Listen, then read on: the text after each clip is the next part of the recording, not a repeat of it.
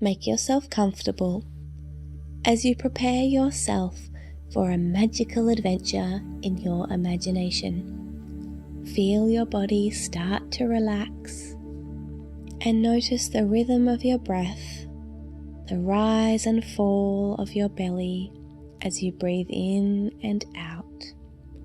Start to breathe deeper now, and as you take 3 deep breaths all the way down into your belly, and then breathing out long and slow, letting go of any stress and worry. These 3 deep breaths will transport you into your imagination. So let's take these breaths now. In and out. In and out. In and out. And as you close your eyes, you find yourself standing in a clearing in the forest. And right next to you is a small building. It's the fairy stables, where the animal helpers come to work. They help the fairies with special work or missions, or to travel faster or farther than fairies can usually fly on their own. There are 5 animals here: a frog, a dragonfly, a mouse, a lizard, and a snail. And usually, Ostara is also here. She is a fairy. And yes, sure enough, with a flash, Ostara appears in front of your face, fluttering and hovering right in front of you. She has a big smile on her face. Fairies love to smile because it makes them feel good and happy. You smile back. "Hello," says Ostara. "Are you here for another animal adventure?" "Oh yes, today you would love to go for an adventure with the mouse." Ostara tells you that the mouse's name is George, and George would be very happy to take you on an adventure today. But of course, there is something you must do first. A human cannot ride on a mouse. So first, Ostara takes out her wand, and as she waves the wand, out flows sparkling light. It's the magic. She's casting a spell on you. It swirls up all around your body, and you start to shrink down, down, down, smaller and smaller, and everything around you starts to feel so much bigger. The blades of grass stretch up into the sky, and the fairy stables is now the size of what an ordinary human stables would be compared to you. And you are the same size as Ostara. As you peek into the stables though, the mouse is now so much bigger than you, which is perfect for riding on it. You follow Ostara as she opens the stable door and walks through. She takes the saddle down off the wall and places it on George's back. She ties it up under his belly, and George turns his face towards you. "Ready?" he says. Oh, you did not expect him to talk. And as he spoke, his whiskers wiggled up and down. George is a native mouse. He's a light brown colour with big ears. He has a friendly face and very kind eyes. You tell him that, yes, you are ready, you'll just hop onto his back. You put your foot in one of the stirrups and swing your other leg over to the other side of his back. You slip that foot into the stirrups too, and grab hold of the reins. "All right," you say, "now I'm ready." Ostara tells you that she will see you when you get back from your adventure. She has some jobs to do around the stables to make sure that all the animals have their water and their food and clean bedding. Although it's not really bedding because these animals are only here during the day. They go home at night. So it's more like tidying a lounge room and just making sure these animals are comfortable. All right, now you are all ready, and you tell George, "Ready, George?" "Hold on tightly," he says. "We'll be going fairly fast." So you make sure you're holding on tightly, and suddenly off you go. George was right. He is scampering out of the stable and through the forest clearing very, very quickly. The blades of grass beside you are almost blurring as you rush past them, and you can feel the warm wind rushing past your face. It's lots of fun, really, and you wonder where George is going to take you today. You dash under a tall flower, and as you do, George's body bumps the stem. The flower wobbles. You can look up and see. The flower stretches over you like a big umbrella. Only this umbrella has dewdrops hanging underneath it, and as George bumps it, all the drops fall down.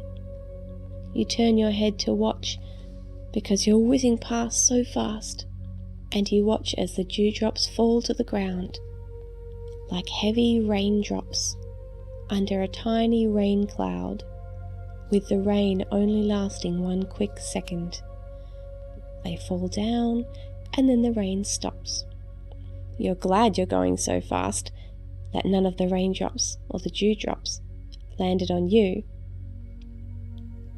George starts to slow down and comes to a stop in front of a small hole. "This is my burrow," says George. "Would you like to meet my mousy family?" "Oh, yes, sure." "All right," he says. "In we go!" And George dashes into the burrow with you still holding tightly to his back. You need to lean down a bit because the ceiling is quite close to you. This burrow is designed for mice without fairy-sized humans on their backs. But in a moment, the ceiling stretches upways, and you find yourself in a larger sort of room. In this room, you can see big piles of berries and other sorts of forest food that has been collected and brought here to store. You see a small wooden table made out of sticks, stuck together and woven with string made out of blades of grass. Not ordinary grass, but those extra thick grasses that grow to about half the size of a human. If you pull from the bottom of these grasses, you can rip off a single string. That's what ties this table together. You see 3 round tunnel openings coming off the back of this room, and George dashes down one of them. It leads you down to another room, and in this room is a cozy nest made out of straw and leaves and feathers stuffed in. And in this nest is another mouse and 3 little baby mice. The big mouse introduces herself to you as Felicity. "And these are my babies," says George. "Our babies," says Felicity. "There's Tom, Hannah, and Fluffball," says Felicity. The babies all stare up at you with big wide eyes and little wiggling whiskers on their noses. In fact, their noses are wiggling too. You think they're sniffing the air. Are they sniffing you? "You're a human," says Hannah. She's picked up the human scent of you.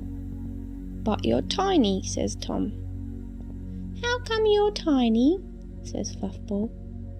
George gives a chuckle. "Oh, kids," he says, "are you forgetting that I work with Ostara, who is a fairy and has magic?" "Ooh," say the 3 baby mice. "It's a tiny human." You laugh. "Yes, Ostara cast a spell to make me tiny so that I could come and meet you today." You say. "Well, it's lovely to meet you," says Felicity. "Would you like a strawberry?" She gets up and leads you and George to the kitchen. You climb down off George's back, and Felicity leads you over to a strawberry, and oh my goodness, it is huge. You don't think you're going to need a whole strawberry. Suddenly in race the 3 baby mice, bowling each other over and rolling in somersaults across the floor. They dash up onto the strawberry and start to nibble all over it. Felicity quickly scoops a clean bit out for you and hands it across to you. It's a very ripe strawberry, and as you bite into it, tasting its sweet taste and strong strawberry flavour, you think it's possibly the best strawberry you've ever eaten. "It's very fresh," says Felicity, "picked just this morning." You watch as the baby mice quickly devour the entire strawberry between them. George looks at you with a sheepish grin. "They're growing," he says. "They can eat a lot. Very quickly too." The 3 little mice look at you, and they poke out their tongues and make silly faces, and then give great big grins. Then they dash off to another room of the house. "Well," says George, "time for us to head back now." "I'll see you later, love," he says to Felicity. You climb back onto George's back. Say thank you to Felicity for having you here and for the delicious strawberry. She says that it was lovely to meet you and she would be happy to see you again if you ever wanted to come back here. With a friendly smile and a wave, she says goodbye to you and you to her one more time as suddenly you race off, George scampering as fast as he can back out of the burrow up into the forest. He scampers through the blades of grass and all the way back to the stables. You climb down off his back, and Ostara appears to help take the saddle off and hang it back up on the wall. As you walk back out of the stables, Ostara suddenly hands you a hot chocolate. It's appeared out of nowhere and you think she might have magicked it up. You laugh. Oh, fairies are always full of surprises. Suddenly another hot chocolate appears, and this time you see some sparkly gold light shimmering around it. Yes, they were definitely magicked. Ostara leads you to a sunny patch of very comfortable squishy grass in the middle of the clearing, and you both sit down and drink your hot chocolate slowly. You spend a few minutes telling Ostara all about today's adventure, and she tells you what she's been up to as well. You can ask her any questions you like. As you talk to her for a few moments now,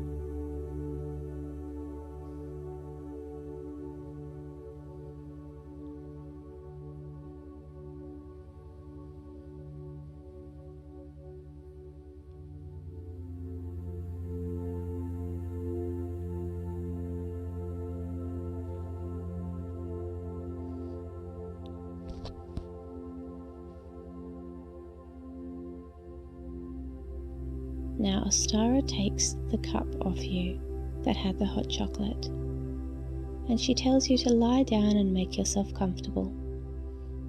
It's time to go home. First, Ostara waves her wand to make you human-sized again, and you grow larger and larger and larger. She gives you a little fairy kiss on the cheek and tells you that she will see you next time. You smile and say goodbye and make yourself comfortable again, lying on this soft, squishy grass, the warm sun shining down on you. And as you take 3 deep breaths, in and out, in and out, in and out, you wiggle your fingers, wiggle your toes, and find yourself back in your bed at home, feeling very relaxed and ready to drift off to sleep.